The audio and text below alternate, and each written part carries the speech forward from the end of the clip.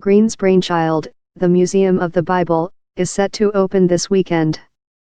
The $500 million museum is located steps away from the National Mall in Washington, D.C.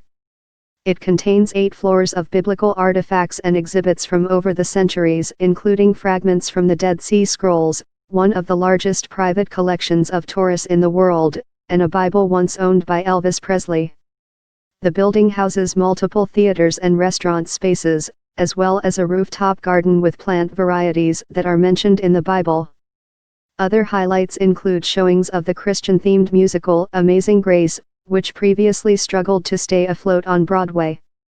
The museum also features a Washington Revelations exhibit that takes viewers on a simulated flight over Washington, D.C., with the monuments and landmarks embellished with biblical texts and imagery. Admission to the Museum of the Bible is free, although the museum suggests a donation of $15. The project is the result of 7 years of planning and some controversy. Earlier this year, Hobby Lobby was fined $3 million for illegally importing more than 3,000 ancient Iraqi artifacts. The items were shipped to Hobby Lobby, and not to the museum. The museum, a nonprofit entity, claims that none of the artifacts identified in the case are part of its collections.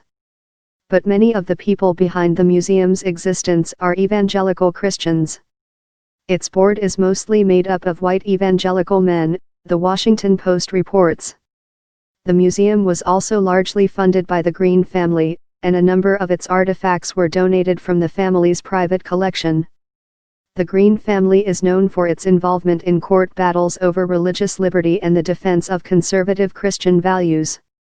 In 2014, Hobby Lobby won a Supreme Court case that allowed it to bypass the Affordable Care Act's requirement that businesses provide contraception coverage for their employees.